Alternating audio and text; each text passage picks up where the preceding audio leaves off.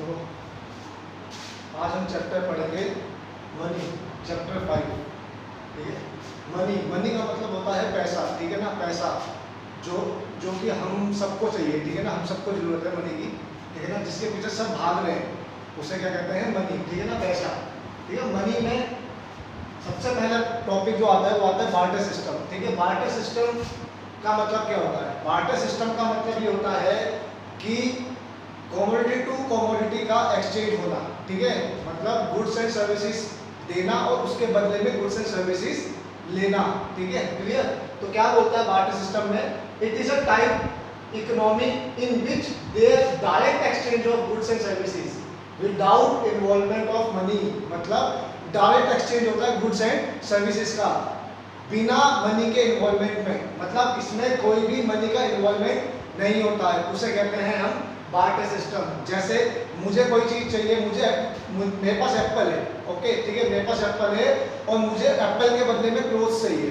ठीक है, मुझे एप्पल के बदले में क्या चाहिए? क्लोथ्स चाहिए। तो मैं ऐसे इंसान को ढूंढूंगा जो एप्पल लेना चाहता हो और उसके पास मुझे क्लोथ्स अवेलेबल हो जाए। ठीक है ना, मतलब गुड्स एंड सर्विसेज के बदले में गुड्स एंड सर्विसेज का डायरेक्टली एक्सचेंज होना। ठीक है, उसे कहते हैं barter system. It is a type economic in which there direct exchange of goods and services without involvement of money. ठीक है ना, ये main point, without involvement of money का मतलब क्या होता है? सबसे मेन तो यही है, तुम्हें यही जानना है सबसे मेन, कि बार्टर सिस्टम में मनी का कोई भी इन्वॉल्वमेंट नहीं होता। ठीक है ना, सिर्फ गुड्स एंड सर्विसेज दो और उसके बदले में गुड्स एंड सर्विसेज लो। ठीक है, सी इसे कहते हैं सीसी इकोनॉमी। सीसी इकोनॉमी का मतलब होता है commodity to commodity. Clear? Commodity to commodity मतलब एक्सचेंज होना कमोडिटी का से कमोडिटी में। मतलब मैंने कोई कमोडिटी किसी को दी और उससे एक्सचेंज में कमोडिटी ही ली, उसे कहते हैं बार्टर सिस्टम। ठीक है, अब बार्टर सिस्टम लिमिटेशन नहीं है बार्टर सिस्टम की। अब बार्टर सिस्टम से क्या होता था? कई प्रॉब्लम्स आती थी बार्टर सिस्टम में। जब बार्टर सिस्टम चलता था तो कई प्रॉब्लम्स आती थी। तो क्या क्या प्रॉब्लम्स आती थी अब हम वो पढ़ेंगे। ठीक है, सबसे पहले लैक ऑफ डबल कोइंसिडेंस। मतलब इसमें क्या होता था कि गुड्स एंड सर्विसेज को एक्सचेंज करने में हमें बहुत प्रॉब्लम होती थी। ठीक है, मतलब हमें वो पर्सन ढूंढना पड़ता था जिसको वो गुड्स एंड सर्विसेज चाहिए जो मेरे पास है और मुझे उसके पास वो गुड्स एंड सर्विसेज मिल जाए जो मुझे चाहिए। ठीक है ना, मतलब मुझे जैसे मैंने एक एग्जांपल दिया कि मुझे एप्पल चाहिए। ठीक है, जैसे कि मैं यहाँ एक एग्जांपल देता हूँ कि मैं हूँ, ये एक पर्सन है, ए पर्सन और बी पर्सन। बी पर्सन के पास है क्लोथ्स और ए पर्सन के पास है एप्पल। ठीक है, अब ए पर्सन क्या बोलता है कि ए पर्सन को एप्पल के बदले में क्लोथ्स चाहिए। क्या चाहिए? एप्पल के बदले में क्लोथ्स चाहिए। ठीक है, तो अब ए पर्सन को, अब क्लोथ्स किसके पास है? बी पर्सन के पास। अब ए पर्सन को बी पर्सन को ढूंढना पड़ेगा और ये भी देखना पड़ेगा कि बी पर्सन को एप्पल चाहिए या नहीं चाहिए। ठीक है ना, मतलब ए पर्सन जो है उसके पास एप्पल है, अब ए पर्सन को क्लोथ्स चाहिए। अब क्लोथ्स किसके पास है? बी पर्सन के पास। क्लियर? अब बी पर्सन को ढूंढना पड़ेगा पहले तो ए पर्सन को। ठीक है ना, पहले इस पर्सन को ढूंढना पड़ेगा क्योंकि क्लोथ्स इसके पास है, इसकी तो डिमांड पूरी हो जाएगी। ठीक है, लेकिन तब पूरी होगी जब इस बी पर्सन को भी एप्पल चाहिए होगा। इसी को कहते हैं लैक ऑफ डबल कोइंसिडेंस। ठीक है, अब सपोज करो ए पर्सन ने एप्पल के बदले बी पर्सन से क्लोथ्स ले लिए। ठीक है, और बी पर्सन ने क्लोथ्स के बदले एप्पल ले लिया। ठीक है, तो दोनों की डिमांड क्या हो गई? फुलफिल हो गई। दोनों की डिमांड फुलफिल हो गई। ठीक है, लेकिन ये हर बार नहीं होता था बार्टर सिस्टम में, ढूंढना पड़ता था। ठीक है ना, कि भैया मेरे पास ये है, मुझे वो चाहिए, और उस इंसान को ढूंढना पड़ता था कि जो चीज मुझे चाहिए वो उस इंसान के पास मिल जाए और जो चीज उस इंसान को चाहिए वो मेरे पास होनी जरूरी है। इसलिए कहते थे कि lack of double coincidence. Barter system में lack of double coincidence double coincidence होता था। ठीक है ना, डबल कोइंसिडेंस में प्रॉब्लम आती थी, मतलब मुझे उसे ढूंढने में प्रॉब्लम आ रही है, भाई मैं उस पर्सन को कहां से ढूंढूं जिसके पास क्लोथ्स मिल जाए। ठीक है, दूसरा होता है lack of common measure of value. No price देखो मैंने क्या कहा था कि बार्टर सिस्टम में मनी का कोई भी इन्वॉल्वमेंट नहीं होता था। तो कॉमन सी बात है कि हमें किसी भी कमोडिटी का प्राइस नहीं पता होता था, ठीक है ना। अब इसमें क्यों प्रॉब्लम आती थी, कॉमन मेजरमेंट ऑफ वैल्यू। अब सपोज करो कोई भी पर्सन हो, वो इस एक सपोज ये मार्कर है, ठीक है, इस मार्कर के बदले में मुझे गोल्ड चाहिए, ठीक है, मुझे इस मार्कर के बदले में क्या चाहिए, गोल्ड चाहिए। अब कोई पर्सन मुझे गोल्ड दे देगा, कोई भी पर्सन नहीं देगा। अगर नहीं होगा तो मैं मार्केट के बदले में गोल्ड कभी भी नहीं लूंगा। क्यों? क्योंकि गोल्ड का प्राइस बहुत ज़्यादा है और मार्केट का प्राइस बहुत कम है। तो प्रॉब्लम ये आती थी, प्राइस का तो कोई मतलब नहीं था, मनी का कोई मतलब नहीं था, ठीक है। अब क्या होता था कि अब मैं कितने मार्केट दूं जो मुझे गोल्ड मिले, ठीक है ना। ये प्रॉब्लम आती थी कि मुझे प्राइस ही नहीं पता, ना गोल्ड का पता है, जो जिसपे गोल्ड है उसको गोल्ड का नहीं पता, मेरे पे मार्केट है मुझे मार्केट का नहीं पता, क्योंकि मनी का तो कोई इन्वॉल्वमेंट होता ही नहीं था। तो इसलिए प्रॉब्लम आती थी एक्सचेंज करने में, ठीक है। तो क्या होता, lack of common measure of value, no price, कोई प्राइस होता ही नहीं था, तो हम एक्सचेंज कैसे करें, ठीक है। एक्सचेंज करने में हमें प्रॉब्लम आती थी। तीसरा बोलता है lack of store of value, lack of store of value. अब सपोज करो इसमें क्या होता था, हमें स्टोर करने में प्रॉब्लम होती थी। जैसे सपोज करो मैं गया, मैंने कहा भाई मुझे एप्पल चाहिए, 1 किलो एप्पल दे दो, ठीक है। मैंने 1 किलो एप्पल लिया और उसको मैंने रख दिया, मैंने 1 महीने तक नहीं खाया, उसको मैंने स्टोर कर लिया और मैंने उसे 1 महीने तक नहीं खाया। तो 1 महीने के बाद क्या पॉसिबल है कि मैं उसे खा पाऊंगा? नहीं खा पाऊंगा, क्योंकि वो एप्पल खराब हो चुके होंगे, ठीक है। तो वो एप्पल खराब हो चुके हैं, इसलिए हम इसमें क्या होता था, हम किसी भी चीज को स्टोर नहीं कर पाते थे, ठीक है। तो वही कहता है lack of store of value, store करने में हमें बहुत प्रॉब्लम आती थी, ठीक है। क्योंकि मैंने बताया, अब सपोज को मैंने 1 किलो एप्पल लिए और मैंने आज लिए और मैंने खाई थी, उसको 1 महीने के लिए स्टोर कर दिया घर पे। अब वो 1 महीने बाद जब मैं उन एप्पल को निकालूंगा तो वो एप्पल पूरी तरह से खराब हो चुके होंगे। तो मुझे क्या प्रॉब्लम है, स्टोर करने में प्रॉब्लम, मैं उसको स्टोर नहीं कर सकता, ठीक है ना। तो स्टोर करने में भी प्रॉब्लम आती थी किस सिस्टम में, बार्टर सिस्टम में। Lack of standard of deferred payment, deferred उधार, कि भाई मुझे आज दे दे, ये चीज मुझे आज दे दे, मैं तुझे कल पैसे दे दूंगा या 1 महीने बाद दे दूंगा। तो इसमें भी हमें प्रॉब्लम आती थी। सपोज करो मैं फ्रूट वाले के पास गया, मैंने उसका भाई ये मुझे 1 किलो अनार दे दे, मैं इसके बदले में तुझे कल दूंगा, जो भी गुड्स एंड सर्विसेज है मुझे कल दूंगा। तो क्या पॉसिबल है? सपोज करो मैं वो अनार मुझसे ले आया और मैंने उसे रख दिया, मैंने आज खाया नहीं, अब अगले दिन जब मैं उसको निकालूंगा तो उसमें से 2-3 अनार खराब हो चुके होंगे। तो क्या वो वापस लेगा उस अनार को? नहीं, वो उस अनार को बिल्कुल भी वापस नहीं लेगा, ठीक है ना। तो इसलिए कहते हैं कि lack of standard of deferred payment का मतलब ये होता है कि उधार, कि भाई आज मुझे दे दे और मैं कल तुझे उसके पैसे दूंगा। ये चीज करने में भी, ये ट्रांजैक्शन, ये लेन देन करने में भी बहुत प्रॉब्लम्स आती थी, ठीक है। इसलिए बार्टर सिस्टम ज्यादा समय तक नहीं चल पाया।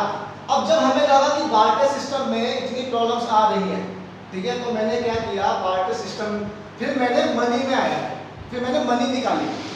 मैंने क्या किया, मैंने मनी को निकाला। Money is alternative of barter system, ठीक है ना।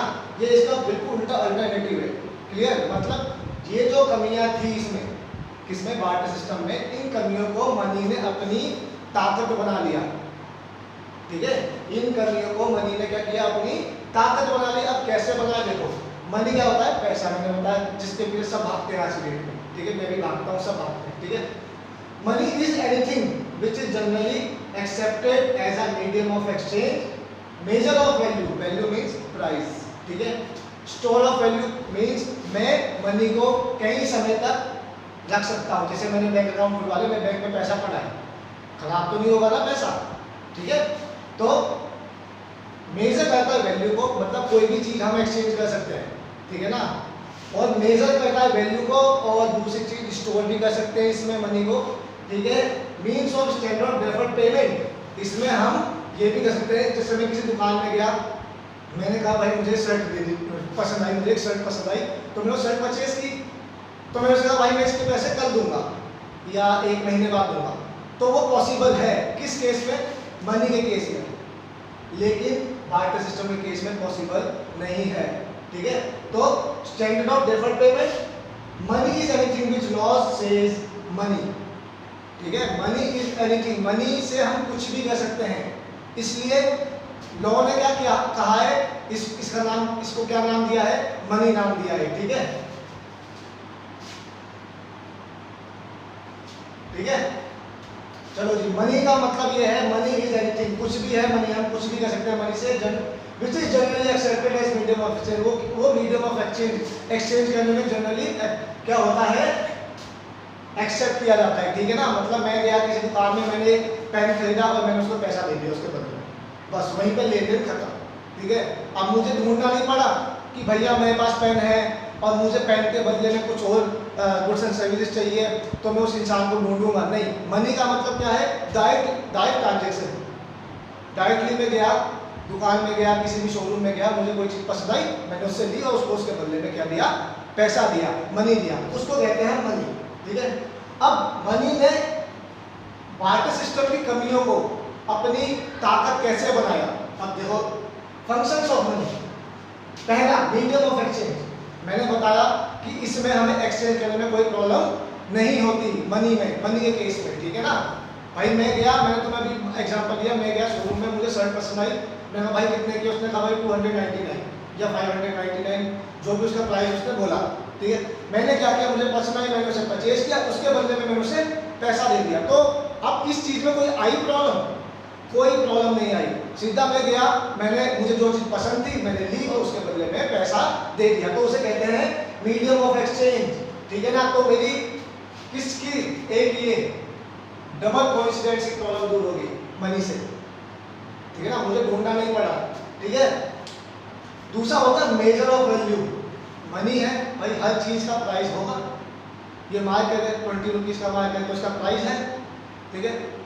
तो वो कहता है मेजर ऑफ वैल्यू, किसी भी चीज़ को मेजर करना, उसकी वैल्यू को मेजर करना, ठीक है ना, वो फंक्शन होता है मनी का, ठीक है। अब मैं गया, मुझे पता है मुझे गोल्ड लेने जाना है, ठीक है। अब मैं गया गोल्ड लेने, तो मुझे एक रिंग पसंद आई, मैंने क्या किया, मैंने कहा भाई कितने की है, उसने बोला 15,000 रुपये की, ठीक है। मैंने कहा चलो ठीक है भाई, मैंने कहा, उसने मुझे प्राइस बता दिया, ठीक है, उसने मुझे उस प्रोडक्ट का क्या प्राइस बता दिया, तो मैंने उसको परचेज कर लिया, ठीक है ना। मुझे उसका प्राइस पता है तो मैंने उसे परचेज कर दिया, उससे मैंने कहा ठीक है भाई पैक कर दो इसे, मैंने उसको 15,000 रुपये दिया और वो रिंग परचेज कर ली।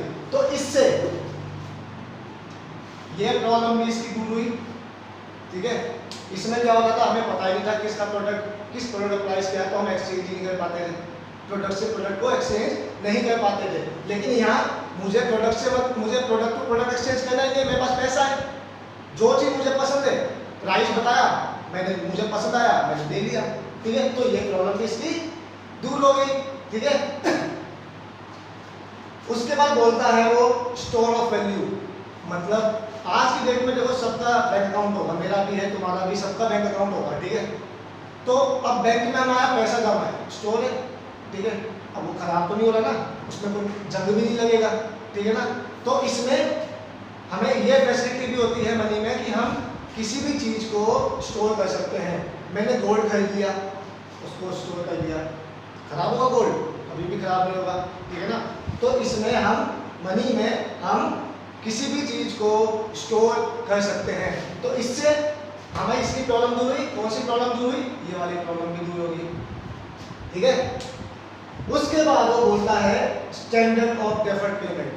भाई मैं गया, मैं तुम्हें अभी एग्जांपल है तो मैं बताता हूँ, मैं गया, मैं किस शोरूम में गया, अब शोरूम में गया, मैंने देखा यार मुझे शर्ट पसंद है, मैंने कहा भाई कितने की, उसने कहा 599 की, मैंने कहा चल ठीक है इसे पैक कर दे, मैं तुझे कल पैसे दे दूँगा, ठीक है।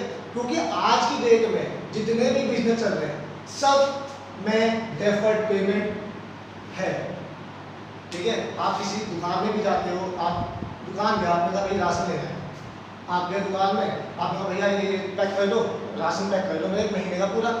अब उसने 1 महीने का राशन पूरा पैक कर दिया, आपने राशन उठाया, आपने उसको बोला भाई मैं अब अगले महीने इसी डेट में आपको पेमेंट कर दूँगा, उसने कहा ठीक है, ठीक है। तो क्या हुआ, हुई डेफर्ड पेमेंट, मैंने उससे सामान तो आज लिया लेकिन पैसे मैं उसको बाद में दूंगा, ठीक है ना। तो ये, लेकिन बार्टर सिस्टम में इसमें भी प्रॉब्लम आती थी, ठीक है।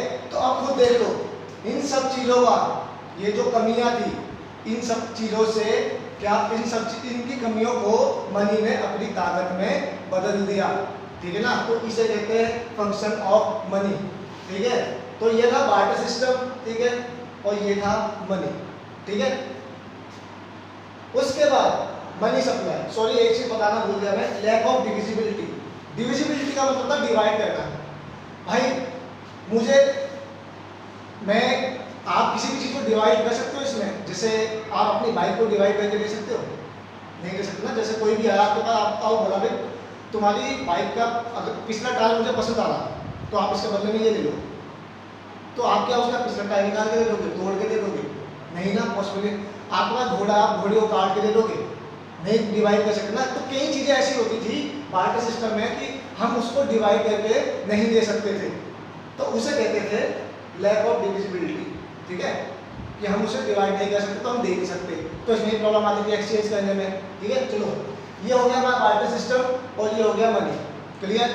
अब आगे बढ़ते हैं। उसने बोला मनी सप्लाई क्या होता है। अब देखो मनी सप्लाई का मतलब ये होता है कि इस समय एट अ पर्टिकुलर टाइम में आपके पास कितना पैसा है, जेब में नहीं, इस समय में जेब में नहीं, मेरे बैंक अकाउंट में इस समय कितना पैसा है, या आपके बैंक अकाउंट में इस समय एट अ पर्टिकुलर टाइम कितना पैसा है, उसको कहते हैं मनी सप्लाई। उसको हम क्या कहते हैं, मनी सप्लाई, ठीक है। कि भाई एट अ पर्टिकुलर टाइम आपके अकाउंट में कितना पैसा। भाई आज के डेट में सबके अकाउंट है, ठीक है ना, यहाँ तक कि जानवरों के भी अकाउंट है। अब आप लोग बोलोगे जानवरों के अकाउंट कैसे हो गए। अब जो ब्लैक मनी होता है ना, ब्लैक मनी, जो ब्लैक मनी जहाँ पे सेव किया जाता है ना, वो ऐसे अकाउंट से सेव किया जाता है, जानवरों के अकाउंट डाल देते हैं उसमें। बहुत दिमाग होता है इन लोगों पे, जिन पे ब्लैक मनी होता है ना, बहुत दिमाग होता है। ये लोग क्या कहते हैं, इसको क्या कहते हैं, जानवरों के अकाउंट बना देंगे, ठीक है, और उसमें डाल देंगे, ठीक है। तो चलो ये तो बात की बात है, ठीक है। अब आगे बढ़ते हैं unit of account. Unit of account का मतलब होता है करेंसी ऑफ एनी कंट्री, ठीक है, करेंसी ऑफ एनी कंट्री।